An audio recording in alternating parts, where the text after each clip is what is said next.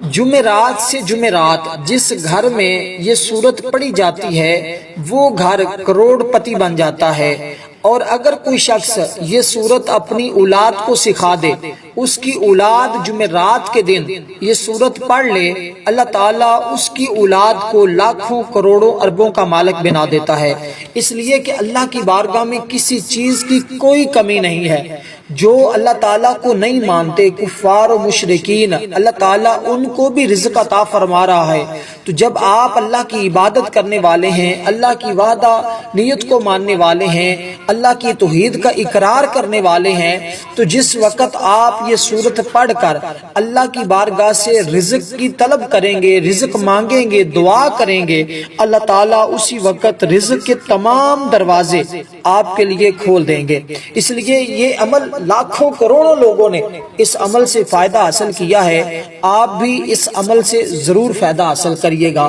یہ سورت کوثر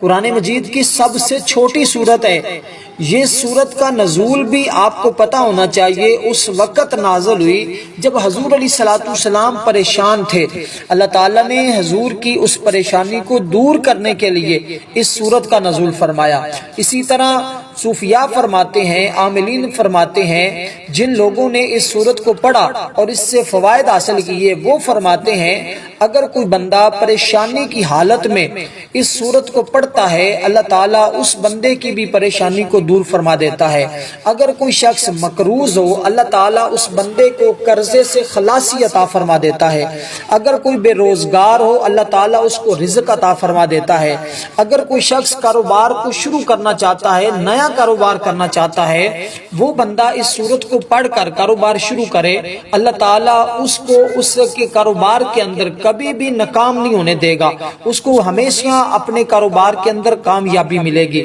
اس کو کاروبار کے اندر نقصان نہیں ہوگا، ہمیشہ نفع ہی نفع ملے گا۔ اس لیے اس عمل کو آپ جمعرات کے دن ضرور کیجئے گا۔ اب وقت کی کوئی قید نہیں ہے، کسی وقت بھی آپ اس سورت کو اس ترتیب کے ساتھ پڑھیے گا۔ آپ نے اس کے ساتھ کی ایک آیت کریمہ جو